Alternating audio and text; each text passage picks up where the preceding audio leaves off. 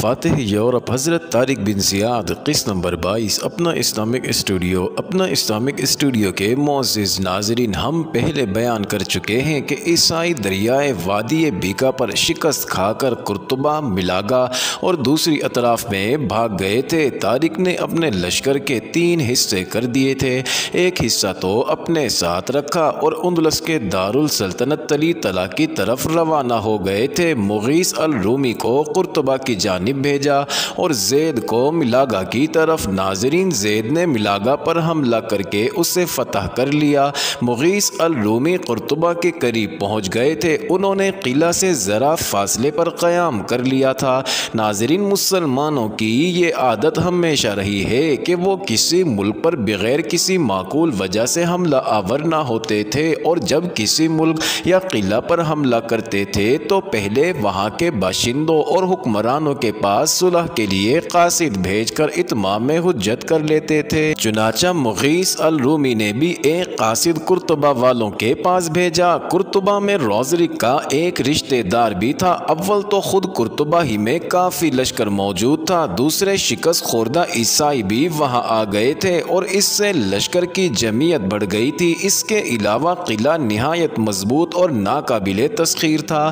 قلعہ دار اور عام عیسائیوں کو پورا اطمینان تھا کہ مسلمان قلعہ کو آسانی سے فتح نہیں کر سکتے۔ انہوں نے قلعہ کے تمام دروازے بند کر دیے تھے اور فصیل پر لشکر متعین کر دیا تھا۔ ناظرین، اسلامی قاصد قلعہ کے سامنے جا ٹھہرا۔ وہ عربوں کی مخصوص پوشاک پہنے اور اسلامی علم ہاتھ میں لیے ہوئے تھے۔ ناظرین، عیسائیوں نے دیکھ کر شور مچا دیا۔ شور سن کر ہر طرف عیسائی سمٹ کر اس کی طرف آ گئے اور انہوں نے قاصد کو دیکھ کر کہا، یہ ہے اس قوم کا فرد جو جزیرہ خضر میں کہیں سے آ گئی ہے اور جس نے روزرک کے ٹڈی دل لشکر کو شکست فاش دی ہے، جو مارنا جانتے ہیں اور مرنا نہیں جانتے۔ ناظرین، شور سن کر قلعہ دار بھی آ گیا اور اس نے برج میں سے جھانک کر دیکھا۔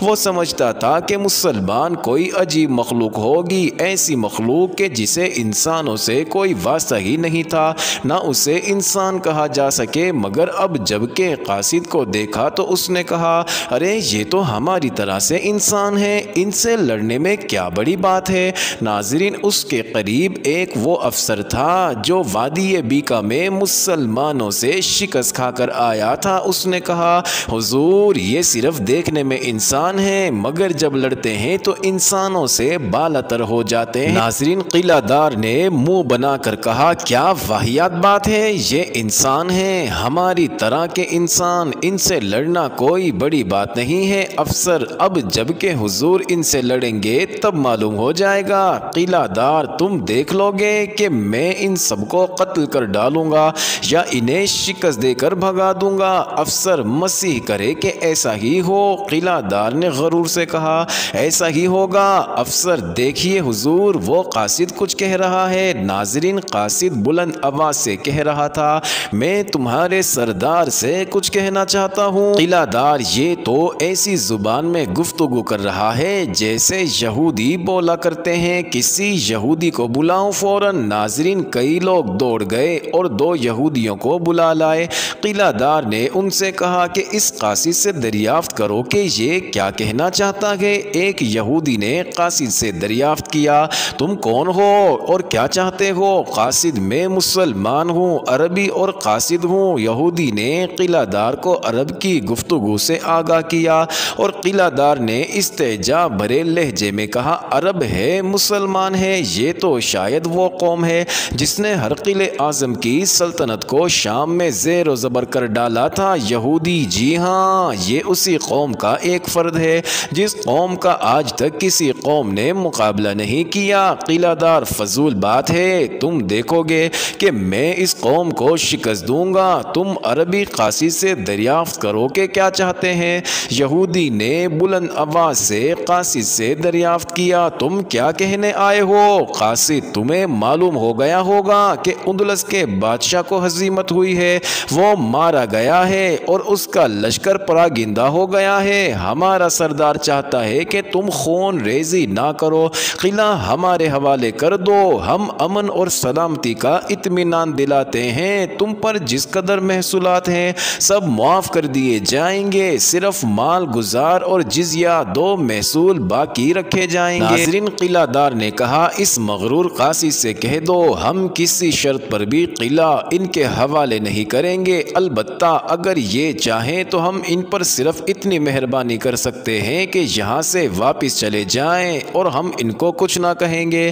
ناظرین، یہودی نے قلعہ دار کی گفتگو سے قاصد کو آگاہ کیا۔ معزز ناظرین، اب یہ سمجھ لیں کہ قلعہ دار اور قاصد میں جو گفتگو ہوئی وہ یہودی کے توسل سے ہوئی تھی۔ قاصد، اگر تم اس بات سے انکار کرتے ہو تو پھر قلعہ پر حملہ کیا جائے گا اور قلعہ فتح کر لینے کے بعد تمہارے ساتھ کیا کیا جائے گا یہ تم خود جانتے ہو، اور قلعہ فتح کر لینے کے بعد تمہارے ساتھ کوئی رعایت نہیں کی جائے گی۔ قلعہ دار، اطمینان رکھو، تم اس قلعہ کو 100 برس تک بھی فتح نہ کر سکو گے۔ قاصد، قلعہ کی مضبوطی اور کثیر تعداد لشکر پر نہ بھولو، ممکن ہے کہ اللہ آج ہی یہ قلعہ فتح کرا دے۔ قلعہ دار، اچھا، تم اور تمہارا اللہ کوشش کرو۔ قاصد، بہتر ہے کہ ہم اللہ کی مدد کے بھروسے پر ہی کوشش کریں گے اور انشاءاللہ ضرور فتح کریں گے۔ ناظرین، قاصد واپس لوٹ گیا اور قرطبہ کے قلعہ دار کی تمام گفتگو مغیث الرومی کو سنا دی۔ مغیث الرومی نے امامن کو طلب کیا اور اس سے دریافت کیا کیا قلعہ میں کوئی چور دروازہ یا سرنگ ہے؟ امامن، جہاں تک مجھے علم ہے کوئی بھی نہیں ہے۔ مغیث الرومی، کسی طرف سے کچھ فصیل نیچی ہے؟ امامن، جی نہیں، فصیل نہایت بلند اور مضبوط ہے۔ لیکن مغیث الرومی، لیکن کیا؟ امامن، ایک طرف فصیل میں کچھ شگاف آ گیا تھا، وہاں ایک انجیر کا درخت کھڑا ہے، اگر اس کی طرف کی مرمت عیسائیوں نے نہیں کی تو شاید آپ اس جانب سے قلعے پر چڑھنے کی کوئی سبیل نکال لیں گے۔ مغیث الرومی، میں کوشش تو کروں گا مگر دن کے وقت نہیں، رات کے وقت۔ امامن، مناسب بھی یہی ہے۔ مغیث الرومی نے اپنے لشکر میں اعلان کر دیا کہ لوگ دن کے وقت آرام کر لیں، رات کو دھاوا بول دیا جائے گا۔ ناظرین، مسلمان خیموں کے سامنے والے کھلے میدان میں پھیل گئے اور ہتھیاروں کو ثقیل کرنے لگے۔ مغیث الرومی کا منشا یہ تھا کہ رات کو شاید جاگنا پڑے، اس لیے مجاہدین دن میں کچھ سو لیں گے، مگر مسلمان جذبہ جہاد کا کچھ ایسا شوق تھا کہ انہوں نے سونے کی بجائے ہتھیاروں کو ثقیل یعنی تیز کرنا شروع کر دیا اور سارا دن اسی کام میں لگے رہے۔ جس وقت وہ عصر کی نماز پڑھ کر فارغ ہوئے تو آسمان پر بادل چھانے لگے اور ہوا بھی تیز ہو گئی۔ ناظرین، برسات کے ایام تھے ہی، بادلوں کے اجتماع سے یہ خیال ہونے لگا کہ بارش ہونے والی ہے۔ مغیث الرومی نے پکار دیا کہ سب جلد از جلد کھانا تیار کر لیں کیونکہ بارش ہونے والی ہے۔ اسلامی لشکر کے سردار کو تمام باتوں کا خیال رکھنا پڑتا تھا، چنانچہ مسلمانوں نے کھانا تیار کرنا شروع کر دیا۔ بادلوں کے دل اٹھتے ہوئے چلے آ رہے تھے، ہر لمحہ بارش ہونے کا احتمال ہو رہا تھا۔ چونکہ بادل گہرے تھے اس لیے آفتاب غروب ہونے سے پہلے ہی کافی اندھیرا پھیل گیا تھا۔ اب بھی مسلمانوں نے کھانا تیار بھی نہیں کیا تھا کہ ننھی ننھی بوندیں پڑنے لگی۔ مسلمان اپنے اپنے خیموں کے سامنے کھانا تیار کر رہے تھے، جہاں کسی قسم کا بھی کوئی سائبان نہ تھا، اس لیے انہیں اندیشہ ہوا کہ اگر بارش ہونے لگی تو پھر کھانا مشکل ہی تیار کیا جا سکے گا۔ انہوں نے جلدی جلدی آٹا گوندنا اور روٹیاں پکانا شروع کی، مگر ابھی فارغ بھی نہ ہوئے تھے کہ مغرب کی اذان ہو گئی۔ ناظرین، فوراً ہی ہر مسلمان نے جو کام وہ کر رہا تھا اسے چھوڑ دیا اور سب نماز پڑھنے کے لیے چلے گئے۔ ابھی وہ فرض ہی پڑھ رہے تھے کہ بڑی بڑی بوندیں گرنے لگیں اور وہ فوراً ہی اچھی خاصی بارش شروع ہو گئی۔ جس جگہ مسلمان نماز پڑھ رہے تھے وہاں سائبان نہیں تھا، اس لیے ہر مسلمان بھیگ گیا، مگر مسلمانوں کو گویا خبر ہی نہیں تھی کہ بارش ہو رہی ہے اور وہ بارش میں نماز پڑھ رہے ہیں۔ وہ نہایت اطمینان اور رجوع قلب سے نماز پڑھ رہے تھے۔ فرض ختم ہوتے ہی انہوں نے سنتیں اور نفل بھی پڑھے اور پھر وہاں سے چل کر اپنے اپنے خیموں پر پہنچے۔ بارش زیادہ ہونے کی وجہ سے آگ بجھنے لگی تھی۔ ناظرین، انہوں نے پھر دھونک کر آگ جلائی اور ایسی بوندا باندی میں کچی پکی روٹیاں پکا لی۔ کھانا تیار تیار کر کے وہ اپنے اپنے خیموں میں گھس گئے اور بھیگے ہوئے کپڑے پہنے ہی کھانا کھانے لگے۔ ناظرین، جب کھانا کھا کر فارغ ہوئے تو عشاء کی اذان ہوئی اور وہ بارش اور سردی کا خیال کیے بغیر ہی پھر اسی میدان میں پہنچے جس میں نماز پڑھا کرتے تھے اور بارش ہی میں نماز پڑھی۔ ناظرین، جب وہ نماز سے فارغ ہوئے تو مغیث الرومی نے کہا، مسلمانوں، اگرچہ اس وقت بارش ہونے لگی ہے اور شاید تم کو ایسے وقت حملہ کرنا ناگوار ہو، مگر میں نے تہیہ کر لیا تھا کہ میں حملہ کروں گا اور اس کے لیے 1000 سواروں کا ساتھ چاہتا ہوں۔ ناظرین، ہر طرف سے آوازیں آئیں، بارش یا باد و باران کا طوفان ہمارے ارادوں کو نہیں روک سکتے، لہٰذا ہم آپ کے ساتھ حملہ کرنے کو تیار ہیں۔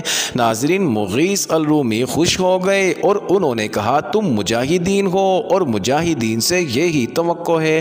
اچھا، صرف 1000 مسلح ہو کر لشکر سے باہر نکلیں اور میرا انتظار کریں۔